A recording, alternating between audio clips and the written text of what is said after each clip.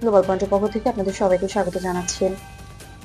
মধ্যপ্রাচ্যের সাম্প্রতিক পরিস্থিতি ঘিরে আন্তর্জাতিক মহলে নতুন আলোচনা শুরু হয়েছে, বিশেষ করে পারস্য উপসাগর ও হরমুজ প্রণালীকে কেন্দ্র করে জ্বালানি সরবরাহ এবং সমুদ্রপথে নিরাপত্তা নিয়ে বিভিন্ন পক্ষের বক্তব্য সামনে এসেছে।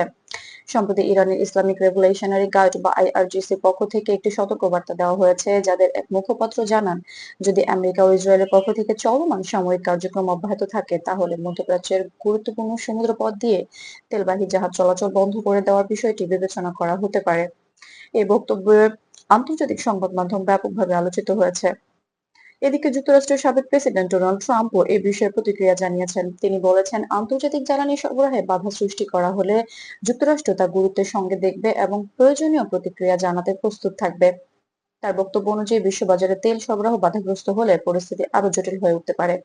বিশ্লেষকদের মতে হরমুজ প্রণালী বিশ্বের অন্যতম গুরুত্বপূর্ণ সমুদ্রপথ। যুক্তরাষ্ট্রের জ্বালানি তথ্য প্রশাসনের পরিসংখ্যান অনুযায়ী বিশ্বের মোট তেল সরবরাহের প্রায় 5 ভাগের 1 ভাগ এই পথ দিয়ে আন্তর্জাতিক বাজারে পৌঁছে থাকে। পারস্য উপসাগরকে গলফ অফ ওমান এবং আরব সাগরের সঙ্গে সংযুক্ত করা এই সংকীর্ণ জলপথ বৈশ্বিক জ্বালানি বাণিজ্যের জন্য অত্যন্ত গুরুত্বপূর্ণ। এই কারণে হরমুজ প্রণালীতে যে কোনো ধরনের অস্বাভাবিক পরিস্থিতি বিশ্বজুড়ে অর্থনৈতিক প্রভাব ফেলতে পারে বলে মনে করছেন বিশেষজ্ঞরা।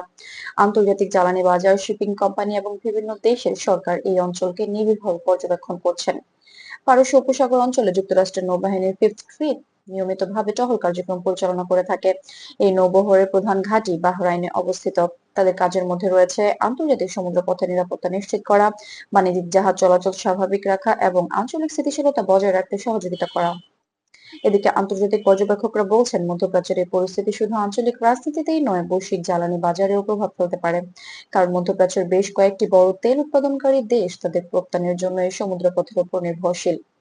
বিশেষজ্ঞদের মতে পরিস্থিতি নিয়ে বিভিন্ন দেশের কূটনৈতিক যোগাযোগ অব্যাহত রয়েছে। অনেক দেশই সংলাপের মাধ্যমে সমাধানের উপর গুরুত্ব দিচ্ছে, যাতে আন্তর্জাতিক বাণিজ্য ও জ্বালানি সরবরাহ স্বাভাবিক থাকে। বর্তমানে পারস্য উপসাগর ও হরমুজ প্রণালী ঘিরে ঘটনা প্রবাহ বিশ্বজুড়ে নিবিড়ভাবে পর্যবেক্ষণ করা হচ্ছে। ভবিষ্যতে এই পরিস্থিতি কোন দিকে এগোবে তা নিয়ে আন্তর্জাতিক মহলে আগ্রহ তৈরি হচ্ছে। গ্লোবাল পয়েন্টের সঙ্গে থাকার জন্য আপনাদের সবাইকে ধন্যবাদ। বিশ্বজুড়ে গুরুত্বপূর্ণ খবর ও বিশ্লেষণ পেতে গ্লোবাল পয়েন্ট চ্যানেলটি সাবস্ক্রাইব করতে ভুলবেন না।